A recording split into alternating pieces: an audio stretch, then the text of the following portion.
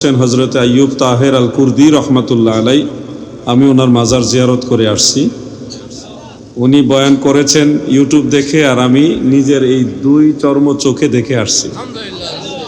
ওনার পা মুবারক এখনো মাজারের বাহিরে আছে। প্রত্যেক সোমবারে এই নখগুলি কেটে দিতে হয়।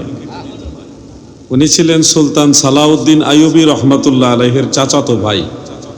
যখন জিহাদ চলছিল মসজিদুল আকসা উদ্ধারের, ওই সময় উনি শাহাদাত বরণ করেছিলেন। ওনাকে ওখানে দাফন করা হয়েছে। মানুষ দলে দলে ওনার মাজারে যায় বিদায় তৎকালীন যে শহরের মেয়র ছিল, গভর্নর ছিল, উনি এটা অতিষ্ঠ হয়ে বললেন, এখানে তোমরা কেন আসছো?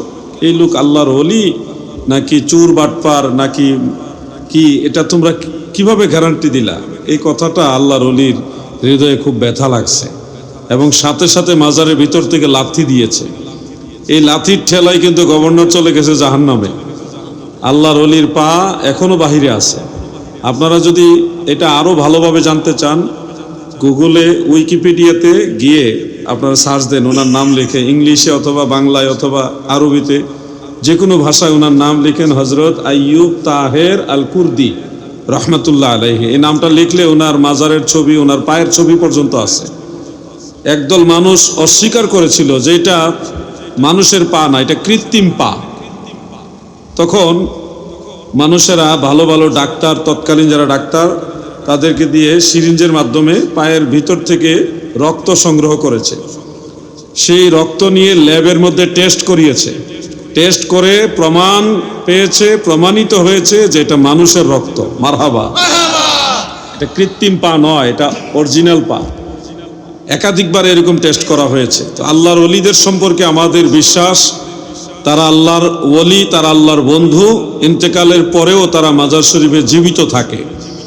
এমনকি হাফিজুল হাদিস ইমাম আবু শাইখ ইস্পাহানি রহমাতুল্লাহ আলাইহি, তিনি তার কিতাবুল আজমাতের মধ্যে একটা রিওয়ায়াত উল্লেখ করেছেন, যেটা আল ইস্তেসকারের মধ্যে হাফিজ ইবনু আব্দুল বার রহমাতুল্লাহ আলাইহি উল্লেখ করেছেন। অন্যান্য কিতাব ও হাদিস শরীফটা উল্লেখ কয়েকটা সূত্রে আছে, আমি একটা মতন পরে শোনাচ্ছি। عن أبي هريرة رضي الله تعالى عنه قال قال رسول الله صلى الله عليه وسلم إن أرواح المؤمنين مرسلة تذهب حيث شاءت سبحان الله। আল্লাহর হাবিব বলেন, উম্মতেরা গো,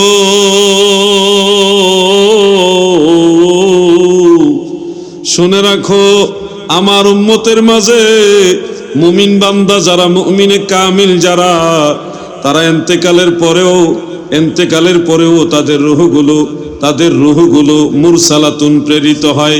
আমার আল্লাহ ইল্লিয়িন থেকে জমিনের মধ্যে বিচরণ করার জন্য পাঠায়া দেয়। এই রূহগুলো জমিনের যেখানে খুশি, হাইসু শাআত, যেখানে চায় সেখানে রুহানি ভাবে সায়ের করে, ভ্রমণ করে। কে তাদের জন্য দোয়া করতেছে? কারা মুসিবতে পড়ে আল্লাহর দরবারে তার অনুসারীদের মধ্যে কাঁদতেছে, কারা বিপদে পড়ে আছে, কারা রোগে আক্রান্ত হয়ে আল্লাহর কাছে কাঁদতেছে। এরকম মহব্বতের মানুষগুলি যারা বিপদে পড়ে আল্লাহর কাছে কান্দে, রুহানি হালতে আল্লাহর ওলিদের রুহুরা তাদের আশেপাশে সায়ের করে, ভ্রমণ করে, এবং তাদের বরকতে আমার আল্লাহ তাদের ওই অনুসারীদের দোয়াগুলি কবুল করে নেয়। তাফসিরে মাযহারির যে ইবারত হুজুর শুনিয়েছেন, তাফসিরে মাযহারিতে আমি নিজে ওইটা পড়েছি, একেবারে 100% নিশ্চিত। ফায়াযহাবুনা মিনাল আরদি ওয়াস সামাই ওয়াল জান্নাহ, এভাবে আছে ইবারতটা। ফায়াযহাবুনা মিনাল আরদি ওয়াস সামাই ওয়াল জান্নাহ, সারা জমিনের যেখানে খুশি, এমনকি 7 আসমানেও, এমনকি জান্নাতের ভিতরেও তারা রুহানি ভাবে সায়ের করতে পারে। সুবহানাল্লাহ। এই ক্ষমতা দেয় মহান আল্লাহ তাআলা। আপনি যদি এখানে অস্বীকার করতে চান, করতে পারেন, সবারই স্বাধীনতা আছে। বহু মানুষ আল্লাহকেই বিশ্বাস করে না, এতে আল্লাহ তাআলার কি আসে যায়? হ্যাঁ, তাই না? আমার আল্লাহ যদি কোনো মুমিন বান্দাকে রুহানি ভাবে পাওয়ার দেয়, সারা পৃথিবীতে সায়ের করার, ভ্রমণ করার, এখানে আপনি ঘৃণা করে, হিংসা করে অথবা অস্বীকার করে কিছুই করতে পারবেন না, বরং আপনি নিজে ক্ষতিগ্রস্ত হয়ে যাবেন। মনে রাখবেন দাদু আমার, আল্লাহর ওলিদের ব্যাপারে স্পেশাল কিছু মর্যাদা রয়েছে। তফসিরে রুহুল বায়ানের মধ্যে আল্লামা ইসমাইল হাক্কি হানাফি রহমাতুল্লাহ আলাইহে তিনি উল্লেখ করেছেন। তফসিরে কবিরের মধ্যে ইমাম ফখরুদ্দিন রাজি রহমাতুল্লাহ আলাইহে তিনিও রেওয়ায়েতখানা উল্লেখ করেছেন। এছাড়া তফসিরে রুহুল মাআনির মধ্যে মাহমুদ আলুসি বাগদাদি রহমতুল্লাহ আলাই তিনিও উল্লেখ করেছেন। মিশকাতের সরা মিরকাতের মধ্যে ইমামুল হারামাইন মুল্লা আলী কারি রহমতুল্লাহ আলাই তিনিও উল্লেখ করেছেন, আউলিয়াউল্লাহি লা ইয়ামুতুন বাল ইয়ানকুলুনা মিনাদ দারিল ফানা ইলা দারিল বাকা। আল্লাহর আউলিয়া যারা, আল্লাহর বন্ধু যারা, তারা ইন্তেকাল করে এক জায়গা থেকে আরেক জায়গায় শুধু স্থানান্তরিত হয়, জায়গা চেঞ্জ করে, কিন্তু আপনার আমার মতো বিলীন হয়ে যায় না, ফিনিশ হয়ে যায় না। এক জায়গা থেকে আরেক জায়গায়, দারুল ফানা থেকে দারুল বাকায় আল্লাহর ওলিরা তশরিফ নেয়। দাদু আমার সবচেয়ে বেশি আনন্দিত হয়েছি সেদিন যেদিনই হাদিস শরীফটা আমার নজরে পড়ল।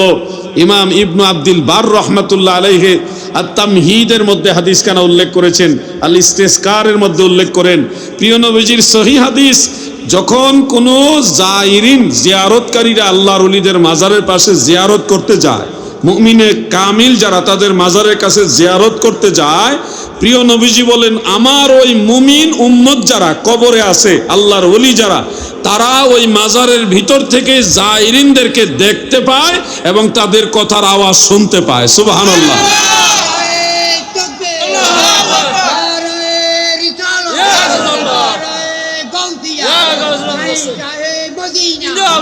কবুলিয়তের একটা বিষয় আছে, মকবুলিয়তের একটা বিষয় আছে দাদু। যদি না থাকতো আজকে হজরতে মাওলানা সাদেক শাহ রহমাতুল্লাহ আলাইকে এত মানুষ স্মরণ করতো না।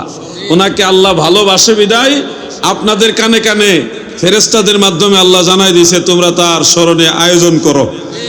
এটা কিন্তু এমনি হয় না, আপনি মরলে হবে না, অমুক মরলে তমুক মরলে হবে না। আল্লাহ যাকে কবুল করে তার জন্য আল্লাহ আয়োজন করাবে।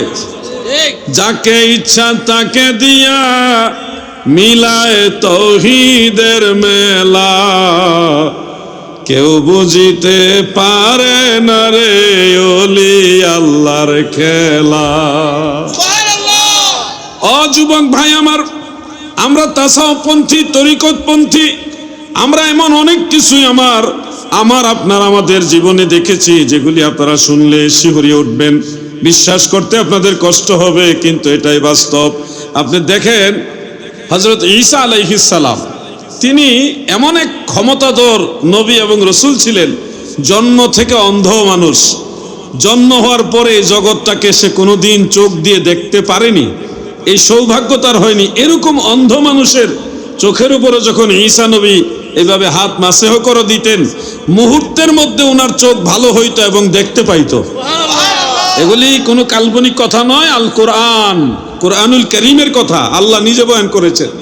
ঈসা আলাইহিস সালাম যখন মরা মানুষের লাশের কাছে, কবরের কাছে দাঁড়িয়ে বলতেন কুম বিইজনিল্লাহ, তুমি আল্লাহর অনুমতিক্রমে দাঁড়িয়ে যাও, মরা মানুষ সাথে সাথে জিন্দা হয়ে দাঁড়ায় যেত। সুবহানাল্লাহ। এগুলি অলৌকিক বিষয়, আপনার বোধগম্য হবে না, আপনার সাথে বিজ্ঞানের এটা ম্যাচিং হতেও পারে, নাও হতে পারে, কিন্তু এটা হয়েছে, এটাই বাস্তব। একটু দেরিতে হলো, বিজ্ঞান এখন স্বীকার করে যে না, মরা মানুষ জীবিত হওয়া অস্বাভাবিক না। যেমন অনেক রোগী এমনিতে মারা গেছে, তার শরীর মারা গেছে, তার হার্ট মরে গেছে, অথবা শরীরের অন্যান্য অঙ্গ প্রত্যঙ্গ এগুলি নিষ্ক্রিয় হয়ে গেছে, তো ডাক্তারি শাস্ত্রে বিভিন্নভাবে হার্টকে জিন্দা রাখতে পারে, ব্রেইনকে জিন্দা রাখতে পারে, জীবিত রাখতে পারে। এই পদ্ধতি এখন বিজ্ঞানীরা আবিষ্কার করে ফেলেছে। তো এটা একটা সাধারণ বিজ্ঞানী, একজন ডাক্তার যদি একটা মানুষকে মরা, যেটা মরে গেছে বলে সবাই ধরে নিয়েছে, সেটাকে জীবিত রাখার চেষ্টা করতে পারে, আল্লাহর নবী, আল্লাহর রসুল যারা, আল্লাহর ওলি যারা, তারা চাইলে, তারা দোয়া করলে আমার আল্লাহ মরা মানুষ জিন্দা বানায় দিতে পারে। এটা অসম্ভব না ভাই। অলিয়া উলিয়া সম্পর্কে ভালো ধারণা রাখবেন, সুধারণা রাখবেন।